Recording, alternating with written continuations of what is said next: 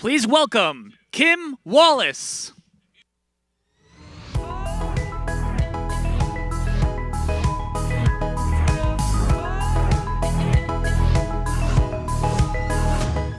Joined today by, we'll try this again. So why don't we just cut to the first trailer so you guys get an idea of what we'll be talking about here. Mam wrażenie, że też im zerwało w LA, bo gdzieś strasznie poskakał ten zapis. Okej. I need you to do me a favor, okay?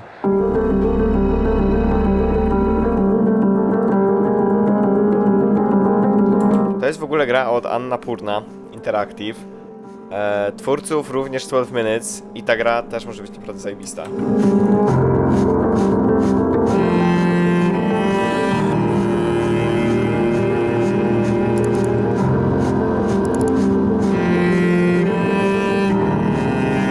Once upon a time.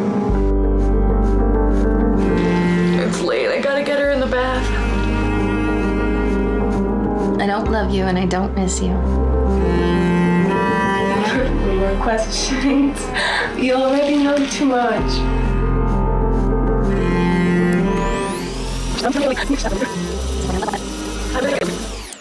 It's late. I gotta get her in the bath. All right. Love you. Wait, love you.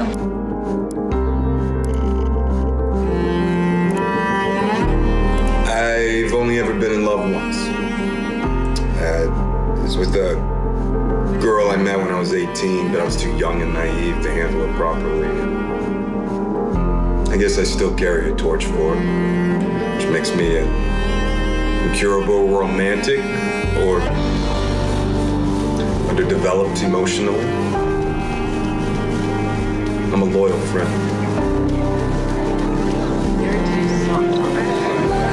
A man died in my house at work today. We haven't done anything yet.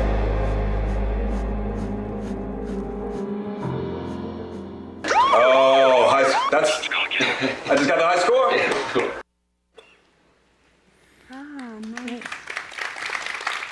Mieliśmy powtórkę trailera, nie pamiętam gdzie on był pokazany, ale gdzieś tam wcześniej już był. I'm sure people are kind of wondering what is the overview kind of this game through the experience. I guess obviously we've seen a lot of little scenes spliced together. Yeah, I mean, it's we're trying very hard to not spoil anything and This is keep gonna be a everything tricky one, super right? secret. But the premise of the game is that at the very top you see this woman rush into her apartment and she has a stolen NSA hard drive on her. And on this hard drive is hours and hours of footage of secretly recorded conversations between our four characters. And so, yeah, your first question when you're playing the game is, like, how are these people connected? What has happened? It's clear something very bad has happened, which has led us to this moment. So you're trying to figure out what has happened. How do these people know each other? How are they connected? And from that point, then you start to really dig into the why and the motivations of the different characters. Nice. The game is called Telling Lies, so I assume there's some lies going on here. Can you talk about how lying's kind of going to be involved in the game? Yeah, I mean, the game is very much about intimacy in the digital age, people talking to each other over the internet. It's about law enforcement and government intrusion on that privacy. So the idea that to be protected, people can be looking through our emails and our most intimate conversations. So we kind of dig into what does it mean to be intimate with someone. You know, there are lies that you might tell a significant other. There are lies that you might tell to yourself. So we really kind of come at that from all sorts of different angles. Like when you play the game, you're jumping between different POVs, and so you're seeing all the characters from different perspectives and slowly interrogating kind of what's being said and what the actual truth of those statements is. Awesome. Logan and Angela, do you want to share kind of how you got involved with the project? Sure. Thanks. I got involved with the project. It was sent to me as about a 230-page script that I only knew Annapurna was behind. I had played a few of their titles independently and loved Edith Finch and I knew they knew how to tell stories through the medium, and I didn't really know who Sam Barlow was, but I knew that he had invented, I guess, in many ways too, but had created this game called Her Story, which I think between the time that I essentially read the script, I knew I was going to talk to Sam, because I needed to know who he was, and he needed to know who the hell I was. But I was reading this about a 230-page script while I was playing Her Story at the same time. Oh, wow. So I'd read a bunch, because I just can't read more than about 80 pages at a time. I'm just not smart enough. So, but I would play Her Story, and it was very quick. I would read his words and play his game at the same time, and by the time I was halfway through the script, I knew I wanted to do it. So it was about keeping my cool when I talked to him, so I didn't blow it. And it was a cheat as well, because I think actually with Angela and Logan, the first time we spoke was over a Skype call, which wasn't the same with all of the cast, but with both of them, it was like an added bonus to actually turn the initial conversation into something of an audition, without anyone realizing that. I mean, it really was. It was very meta. So interesting. Yeah. It's funny because I had this Skype meeting with Sam prior to the meeting. I'd never seen a script that was 230 pages. Like that does not, I mean, that's insane. That's just crazy.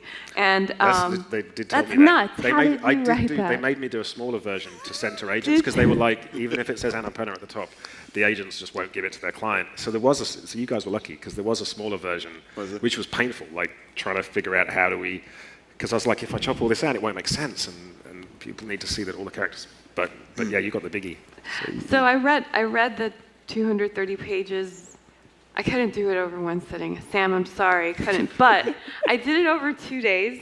That's and impressive. I went over it a few times because I was like, how do you contain all this information? Because it's a lot of stories within stories and things happening, and how do you glue them all together? And then I found Her Story, and I started playing it. And then we spoke. And then I had to go to New York, and it was wonderful because we seemed to have very similar points of view on who this character was, I think. Yeah. We really kind of matched. Well, you were taking notes even in that initial call. I was like referencing people and things, and you were scribbling it all down. I was like... Well, because it's such a different world. The role that I play here is the furthest thing from me. Mm-hmm. So it was kind of liberating playing her, but I was being introduced to a completely different world. So every night after I learned that I got the part, I'd watch these videos of these. Wait, you haven't? Yeah, I won't tell you what it is, but oh my God, the part that I played, Jesus Christ. It's worth the price of admission. So then I was in New York, and not only have I not met Sam, I had not met Logan, and we had a table read over Skype. Oh, interesting. So the whole movie is done on, we are never in the same room. So it was just kind of beautiful how it happened. There was early on, I had the really stupid idea that we should actually, so the way we filmed this, we filmed on location, but we had two separate mini crews, so everything was being filmed in two locations simultaneously. But I had the stupid idea that, hey, why don't we, because the story kind of bridges west and east coasts, and I was like, why don't we actually have two different crews? And we are actually genuinely Skyping from two sides of America. And then people pointed out that that was a really stupid idea. I was being ambitious enough as it was, but... It's a lot more cabling. Yeah. But that was it. I mean, even though it still felt like you were on two sides of the country, because again, I don't know if you guys were picking up on that, we were two sets, two crews working simultaneously, shooting concurrently on these rigs that were looking to make it look like we were using handheld devices, and it's all being fed into a central command with this guy in Video Village. That is very rare to have that kind of reality to the production value. Yeah. Well, unlike Her Story, this is obviously set in modern day. So I would think the technology that you're using to search things kind of got an upgrade. Do you want to share some of the differences between that? Yeah, no, I mean, when I made Her Story, that experience was deliberately reasonably abstract. I wanted it to be somewhat opaque, so it'd feel like you were logging into a crappy old police computer. So this time around, it's set in the modern day. And so the computer you're using and the interface and the setting is all much more up to date. But it is still a piece of NSA government technology. So, government technology tends to lag a little bit. But that was one of the freakier bits of research. Coming off of her story, I actually was contacted by a guy who worked for a legal company, and he said his job was actually to go through police interviews and annotate them and chop them up to provide to the lawyers. And when he had played her story, he was like, "You made my job into a game." I was like, "I didn't realize these things existed. I invented it." But in researching this, I looked into these databases that exist where MI5, the NSA, are surveilling people. And there was a period, there was a project called Optic Nerve, where the UK government recorded every single Yahoo video chat that was occurring in the UK. And they ran into... To nieźle. 40% of the conversations that were happening on video chat were not safe for work.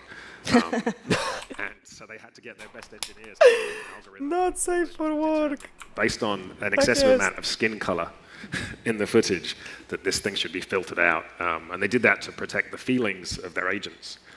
But I remember reading that and wondering about the feelings of the people whose actual video footage this was.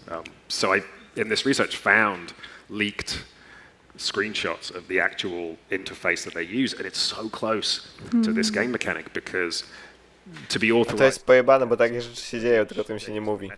So, if someone uses a name that may have some link to something that's being investigated, that gives them the authority to go in and look at this private stuff that has been stolen. So yeah, this game kind of was built around that, some of that research, and actually the interface that you use in the game is a little bit nicer and slicker than what the real world spooks are actually using to spy on people. And how is this different from other acting projects you both have done? Obviously, you talked about how you guys weren't in the same room. How was it, trying to just record, just not being face-to-face with someone all the time, but then also have the technology aspect coming in, where that's how a lot of people communicate with each other, not face-to-face anymore, through a phone, through Skype, whatever. Well, we would have normally, if you're filming a film or a show, you tend to have multiple takes and different angles, and you have this kind of entire day you could almost spend on 2 scenes that are about 4 pages. We were doing about 16, 15 pages a day. We were in the high teens. Yeah. I mean, I don't know how Logan did it, but we were doing a lot of pages every day, and they were 1 take. So whatever happens in that take, that was it. If you said the wrong word, which happened, because the key is, if I could say this, the key is the words are a part of how you find the clues and also where you go on the journey. So it was really important to keep the words very accurate, because it would change if you said, well, I won't use any examples, but so it was a challenge in the sense that it was completely different and it was a lot more pages, and also trying to be your own camera operator was an interesting thing. Yeah, I mean, in order to make it look like you're holding a phone, you have to have forearms of a Java man. And because what we're holding, while they are small in comparison to normal cameras, you guys all know all this, I know, but you have sound on top of a little GoPro thing that has a screen. We have picture-in-picture so we can see each other ourselves. We have earwigs in at the same time so sound's not picking up a microphone. And you're holding it up like you would hold a phone most of the time, and that's a pretty big rig. So it's not just these are oneers. Every scene you see are oneers. They're oneers while we're holding and operating. We're also the camera operators. But we can't tell because you're such good actors. I was going to say, but now I'm just all about the union, and I'm like, what the fuck? Why wasn't I getting more checks? Can I swear? Oh, go ahead. It's totally okay. I do it all the time. It's fine. Fuck yeah, let's go. So it was a chore to just make it seem effortless, because we don't think about that when we hold our phones up.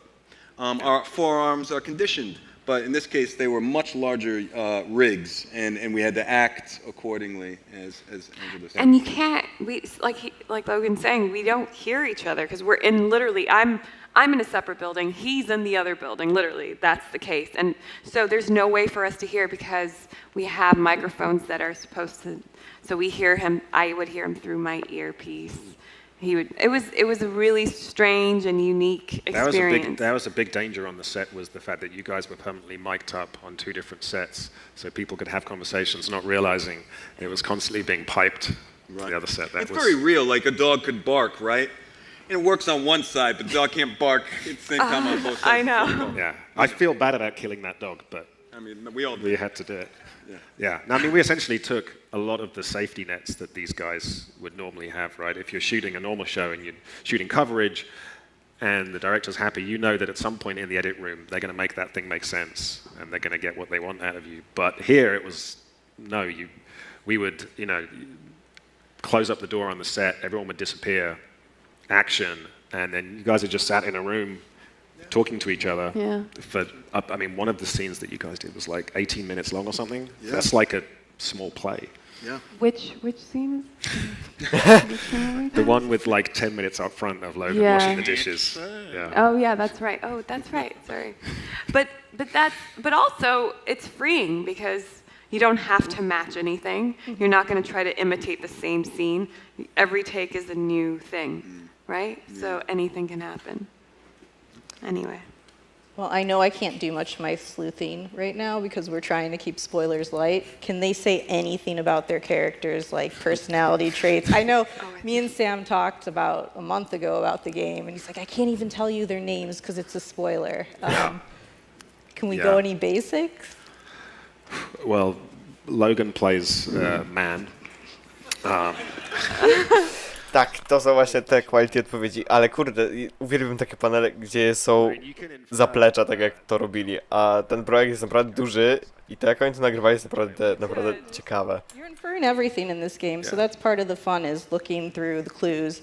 And I know one of the cool things is this does take place over a 2-year period, so you're actually kind of trying to notice the differences, right, in the backgrounds and environments and kind of piece together time. One of the things about trying to do this as real as possible was that, I really wanted the actors to be free.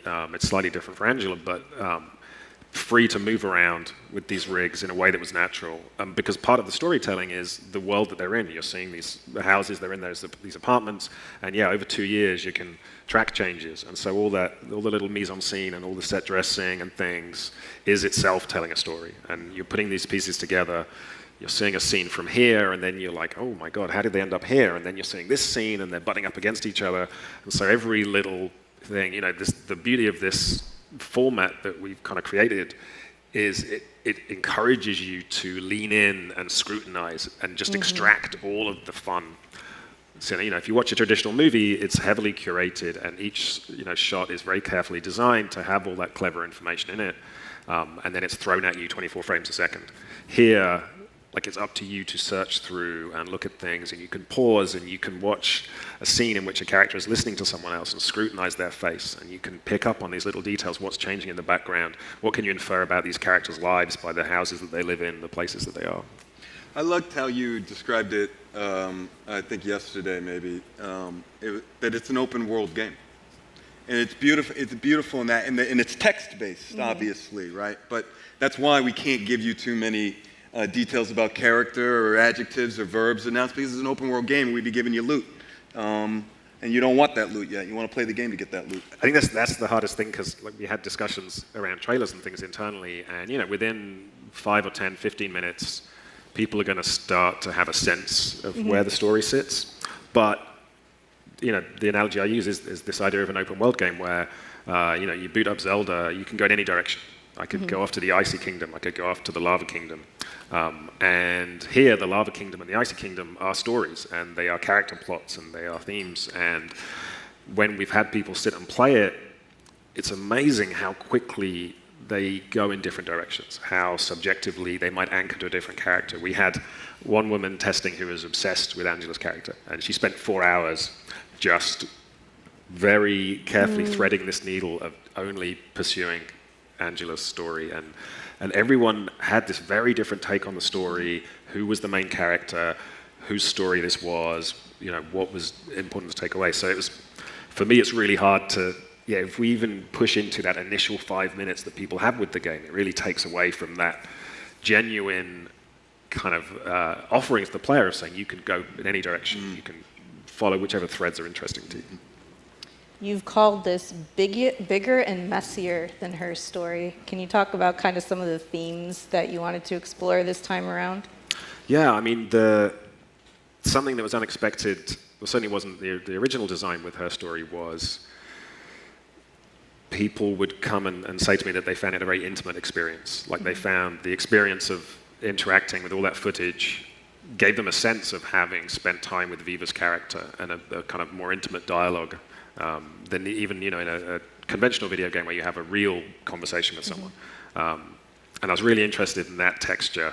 So here I really wanted to kind of double down on that. And when I say it was messier, like we wanted to unfurl the texture of this thing. So we have these scenes that last longer, that have this pacing. There's stuff in there that you couldn't really do in a movie. Like one of my early mood boards was, I was obsessed with this piece by Sam Taylor Johnson in which she filmed David Beckham, the soccer star, sleeping in his hotel in Madrid. And this thing is like a couple of hours long, and it's just David Beckham sleeping. And it's fascinating. Quality content. Gallery wall. It's, on one hand, it's kind of boring because nothing much happens. He's just sleeping. On the other hand, that makes you kind of lean in and pay more attention, and the privilege to be watching someone sleep and it feel real is super interesting. So early on, I was really thinking about this idea of what does it mean to watch someone sleep? In life, like I'm in a position to watch my children sleep, my significant other, but there is that kind of consent and aspects of privacy and intimacy.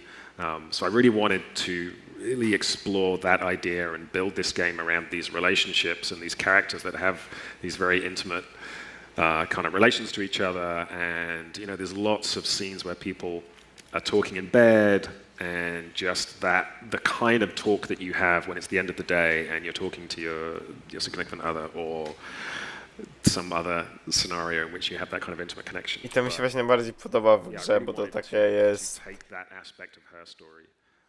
Nie wiem jak to określić, ale to jest po prostu jakby takie, no nie wiem, to jest coś takiego w ludzkiej naturze, że po prostu jesteśmy tego ciekaw, tak, że oglądanie czegoś właśnie takiego, intymności innych jest po prostu dla nas ciekawe. I to jest właśnie, co mi się najbardziej w tej grze podoba. Like 25% of people that played it kept playing until they'd seen everything and ticked all the things off, which I think is partly like the video game mentality, but partly just, if you give people this black box, they want to find everything in it. So with this, I wanted to make it so much bigger and looser and more organic so that people wouldn't fixate on seeing everything, that they could just lose themselves. I was demoing the game earlier to Logan, and we were kind of talking about how I just wanted people to see moments with the characters, see people say things, and that sparks some curiosity. And then you can, in the game now, you can click on that word and it'll instantly jump you into another search, and you find yourself just tumbling down the rabbit hole. That kind of thing where you find yourself Googling stuff and look up and you've spent an hour taking this weird hypertextual tour through the internet. Like that sense of just losing yourself, for me, was like a key feeling I wanted. So it is messier, it is more colorful. There's so many different places and locations and characters and textures. It doesn't have the kind of formality that her story has through being a formal police interview. So yeah, that was really important to me, where they have that kind of sense of these human lives over this span of 2 years and how messy and interconnected they were. Well, I think we're actually out of time at the moment. Is there anything you guys want to leave the audience with to kind of look forward to with the game? Or is that a spoiler? You can't spoil anything. No, I'm desperate to get it in people's hands. It feels like, yeah. I'm a doctor in the game. Or am I telling lies? When is it coming out? Ale teraz zapowiedział. Very We soon. haven't Is that announced a date. Or is he telling lies? I haven't seen it, so I'm excited. I want to see it. Yeah, very soon. I'm desperate. Very It's like the final stages of childbirth, where you're just desperate to get the thing out, but at the same time you want to make sure it's healthy and everyone is good. Right. So you kind of... Świetne po prostu porównanie. Well, thanks everybody for coming and checking out Conversation with Telling Lies. Hope you guys all enjoy the game once you play it. A tak naprawdę to wszystko jest jedno wielkie kłamstwo i koniec. To po prostu było piękne.